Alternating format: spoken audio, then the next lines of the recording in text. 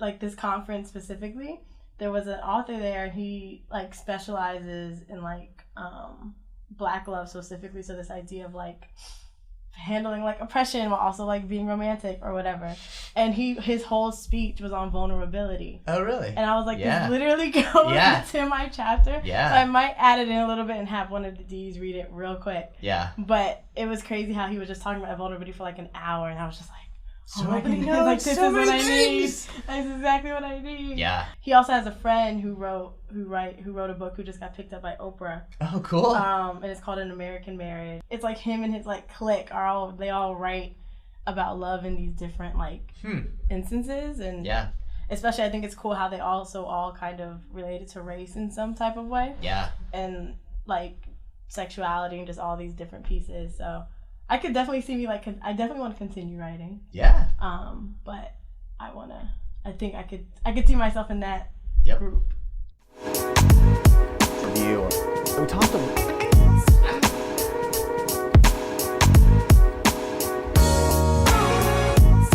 I think like what I think for you is if you can start to really capture some rich like story nuggets that you can start to get really good at telling, like almost basically, have you seen the book by the woman who was called The Black Unicorn? Her book's called The Black Unicorn. Yeah, Tiffany Haddish. Tiffany Haddish. So she's a comedian. Yeah. And she's just really great at storytelling. So if you read her book and then you watch some of the stuff that she does like on the talk shows, it's almost the same exact thing. Right. And so for you, I think like being able to get in the habit of like telling these stories in a way that's like basically just like your bit, like your comedy show, right, I think is going to be like the trick. And so my counsel to you, more than anything, is like you want to start to come up with like 4 to 8 really good, funny, like emotional sorts of all sorts of different things, stories that you can just nail, and you like know the punchline, the pacing, like the moments.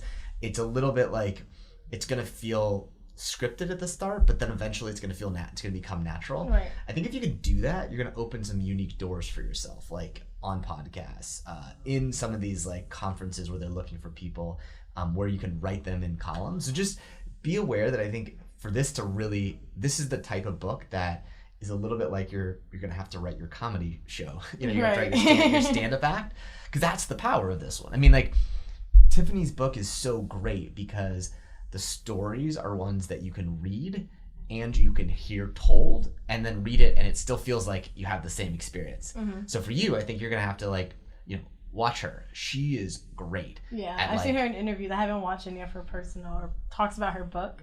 Yeah. But just in interviews, she's just like watch her. She crushes it, right? I mean, but watch some of those bits, like the Roscoe. There's like the guy with the short arm. There's like a bit that she has in her book about this guy Roscoe who has one short arm, one baby arm. Please tell me how you came to date a baggage handler who had one arm, I believe? Yeah, he had. Okay, so you're talking about Roscoe. Okay, Roscoe, if you out there, I miss you and I love you, come back to me. Okay, so Roscoe.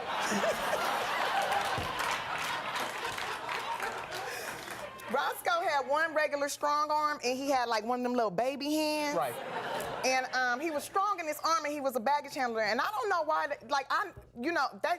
equal opportunity, right? So they hired him, and he was my baggage handler, and he used to be like every day, like, Tiffany, you're the most beautiful woman in the whole airport. And like for 6 months, he was like hitting on me. He would bring me flowers. They had ants in them and stuff, So I know he was stealing them out of somebody's yard. But it's like, if you then see it in the book, it's the same. She's telling the exact story because it's like a stand-up piece. Okay. And I think for you, that's going to be the same, is like for you to break into some of these places, people are going to have to like love you. But really, like, you want to be focusing on stories and how do you get like really great stories over and over again.